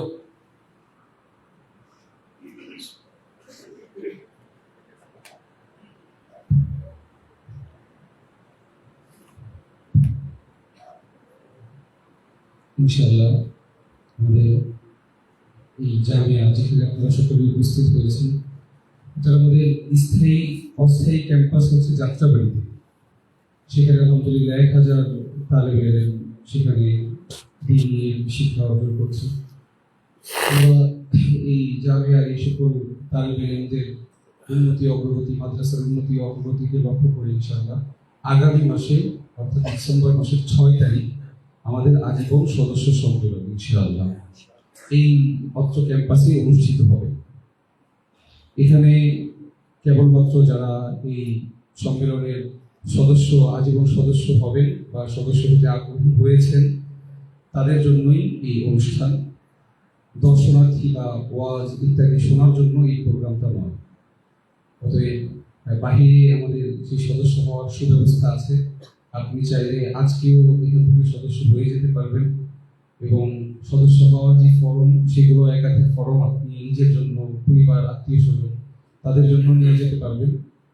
ইনশাআল্লাহ সদস্য আমরা সকলেই চেষ্টা করব যাতে করে আমাদের এই একাধিক সদস্য বৃদ্ধি হয়, সদস্যের মাধ্যমে মাদ্রাসার বছরে সর্বনিম্ন 3,000, 5,000, 10,000, এটা অনেকের জন্যই সহজ। আমরা সুন্দরভাবে যদি উপস্থাপন করতে পারি, বলতে পারি আমার একটু বলার দ্বারা মাদ্রাসার একজন সদস্য বৃদ্ধি হলে এটা পরকালে নাজাতের একটা বড় উসিলা হবে, জরিয়া হবে, মাদ্রাসার জন্য বড় একটা খেদমত হবে। আপনারা এখানে সকলেই আসেন, এখানে বড় ক্যাম্পাস হয়ে গেলে সকলের আসা যাওয়া অবস্থানটাও আরো অনেক সুন্দর হবে। আল্লাহ পাক রব্বুল আলামিন সকলকেই খুব বেশি তৌফিক দান করেন। মার্কাজুল ইহসান কিয়ামত পর্যন্ত ধীরে ধীরে আরো বড় হোক, আরো উন্নত হোক, দেশ সেরা পৃথিবী সেরা প্রতিষ্ঠান হোক, এটা কারা কারা চাই? মাশাআল্লাহ, আল্লাহ আপনি সবার হাতকে কবুল করেন। এর জন্য দরকার এটা বেসরকারি প্রতিষ্ঠান, এর জন্য দরকার হালাল সম্মানজনক অর্থের। ঠিক আছে, নীতিমালা তো আমাদের আছেই, আমাদের সব দস্তুর আছে, এখন দরকার পর্যাপ্ত অর্থের। তাহলে আমরা নতুন প্ল্যান প্রোগ্রাম পরিকল্পনা এই মাদ্রাসাগুলোতে যারা আছে, এখানে কেন সকল মাদ্রাসা সরকার জানে, দেশ জানে, জনগণ জানে, চুরির খাতায় এদের নাম নেই। আছে? ডাকাতির খাতায়, ছিনতাইকারীর, চোরা কারবারির, খুন খারাপির কোনো খাতায় তাদের নাম নাই। এবং বলেও যখন কোথায় ট্রাজেডি হইল, আমাদের ঢাকায় বড় কোনো ট্রাজেডি হইল উত্তরায়, তখন রক্ত প্রয়োজন, বললো এত রক্ত প্রয়োজন, এত টেস্ট করার সময় না, আপাতত মাদ্রাসার ছাত্রগুলো নাও, এগুলো ফ্রেশ। মাদ্রাসার ছাত্রগুলো নাও, তো ফ্রেশ রক্তওয়ালা কিছু মানুষ দেশে থাকুক, আরো কিছুদিন চলতে থাকুক। এটা আমরা চাই কি না? চুরি, ছিনতাই, ডাকাতি, ধর্ষণ, চোরাকারবারি, দুর্নীতি মুক্ত কিছু নাগরিক হোক, এটা আমরা চাই কি না? এবং আরো যা আলোচনা করলাম, চাইলে সেখানে চাওয়ার পাশাপাশি খেদমত করা লাগবে মনে প্রাণে। হয়তো আমি করব, অথবা কাউকে বলে করাবো, আমি করব, আরো 10 জনকে যুক্ত করব। আপনারাই আমাদের কর্মী, আপনারাই আমাদের হিতাকাঙ্ক্ষী, আপনাদের সামনে আমাদের সবকিছু স্পষ্ট, সবকিছু এখানেই সচক্ষে যারা দেখলাম। এই জন্য 6 তারিখের জন্য খুব মনে প্রাণী হিম্মত করে সকলেই চেষ্টা করবো ইনশাআল্লাহ। আল্লাহ খুব তৌফিক দান করেন। সবাই মিলে খেদমত করলে সকলের অল্প অল্প এবং সামান্য সামান্য চেষ্টার সমষ্টি হবে অনেক বড়। বিশেষ করে ফিকিরের দাম অনেক, চোখের পানির দাম অনেক, এক কদম হাঁটার দাম, একটা কথা বলার দাম অনেক। সব কষ্ট কোরবানি, চোখের পানি যোগ হলে ইনশাআল্লাহ আল্লাহর দিকে ছুটবে এবং উন্নতির দিকে ছুটবে মার্কাজুল ইহসান ইনশাআল্লাহ। আল্লাহ আমাদের চাওয়া প্ল্যান পরিকল্পনার চেয়ে আরো বড় কিছু দান করেন। এরকম বান্দেগানকে আল্লাহ পাক খুব খুব তৈরি করে দেন। কয়েকজন বান্দা এরকম পাওয়া গেছে, ছিলেন আজীবন সদস্য, অনলি 2,000 টাকা বৎসরে ছিলই ওরকম। পরে যখন নতুন কিছু হইল, বলল ভাই আমি 1 লাখ করে দিব, হয়ে গেল 50 সদস্যের টাকা তিনি হয়ে গেছেন। কেউ বলেন আমি দিব, আমার বিবির নামও 1 লাখ হয়ে গেল। বহু রকমের কোরবানিওয়ালাদের কোরবানির বরকতেই এ পর্যন্ত আমাদের পথ চলা এবং আগামীর পথ চলা আপনাদের দোয়া এবং সর্বাঙ্গীন মনে প্রাণে ভালোবেসে খেদমত করা ইনশাআল্লাহ। যে আমাদের যেখানে বাইরে ডিসপ্লে আছে, এই ডিসপ্লে সেটার পাশেই আমাদের এই সদস্য কাউন্টার আছে, সেখান থেকে আপনারা সদস্য ফর্ম, আবেদন ফর্ম, একাধিক ফর্ম নিয়ে যেতে পারবেন। অতিরিক্ত ফর্ম নিয়ে গেলে সদস্য হইলে হইলো, না হইলে ঠিক আছে, পরে এক সময় জমা দিয়ে গেলেন। সেদিন শুধু প্রবেশ করতে পারবে পুরাতন সদস্য এবং যারা ওই দিন সদস্য হয়ে টাকা জমা দিবেন। সর্বনিম্ন 3, 5, 10, 20 তো উপরে কোনো সংখ্যা নাই, যে যত ওই দিন যারা সদস্য হয়ে টাকা জমা দিবেন শুধু তারাই। খবরদার কেউ একজন কোনো সৌজন্য সাথী আমাদের কথার বাইরে নিয়ে আসবেন না, আমরা প্রবেশ করতে দিতে পারবো না, আপনি মন খারাপ করবেন, কারণ এটার একটা মেহমানদারি আয়োজনের ব্যাপার আছে। 500 লোক যদি 1-2 জন করে নিয়ে আসেন, তো সে অতিরিক্ত লোকদের ইন্তজাম আমরা প্রত্যেকে করব। এমন কোনো এই অন্যায্য আবদার না করার জন্য বিশেষ অনুরোধ। হ্যাঁ, যদি বিশেষ এমন কোনো মেহমান কারো কাছে থাকে যে সদস্য হওয়ার বিষয়টা আমি তাকে বলতে চাচ্ছি না, তিনি আসুক, তিনি আসলে তারও ফায়দা হবে, সহি আকীদা পাবে, মাদ্রাসা চাইলে তিনি খেদমত করতে পারেন। এইরকম বিশিষ্ট ব্যক্তিও কারো কাছে আছে, একদম অ্যাভেলেবেল সরকারি না, তাদের জন্য আগে থেকেই যোগাযোগ করে বিশেষ মেহমানদের জন্য বিশেষ কিছু কার্ডও আছে। যারা সদস্য হওয়া ব্যতীত বিশেষ ব্যক্তি বিবেচনায় তিনি ওই কার্ড বহন করে প্রবেশ করতে পারবেন। আমি কি বুঝে বলতে পারছি আপনাদেরকে? আর কিছু এমন ব্যক্তিদেরকে দাওয়াত দিতে চাইলে আমাদের সাথে যোগাযোগ করে এখানে কার্ড আছে, দাওয়াত কার্ড আপনারা নিয়ে যেতে পারবেন ইনশাআল্লাহ। আর ইনশাআল্লাহ আমাদের সামনে মাসের মাসিক ইজতেমা, যেটা ডিসেম্বর মাসের 18 তারিখ, ডিসেম্বর মাসের 18 তারিখ, প্রতি ইংরেজি মাসের 3 নম্বর বৃহস্পতিবার। আলহামদুলিল্লাহ অনেক দূর থেকে সাথীরা আসে এখানে। রাতে থাকার জন্য আমরা ব্যবস্থা অলরেডি নেওয়া হচ্ছে, আরও আমরা চেষ্টা করতেছি। আপনারাও এখানে যে রাতে যে সকল সাথীরা থাকবেন, নিজের যে চাদর বা যেটা সহজে ক্যারি করতে পারেন, আনন্দ করতে পারেন, এমনটা নিয়ে আসলে নিজের চাদর নিজে বিছাতে পারবেন, থাকতে পারবেন, একটু সহজ হবে। মাশাআল্লাহ। হ্যাঁ, বলি আমি অবশ্য সালেকিনদের থাকার ব্যাপারে যে স্লিপিং বেড ইত্যাদি, যেগুলো আলাদা কম্বল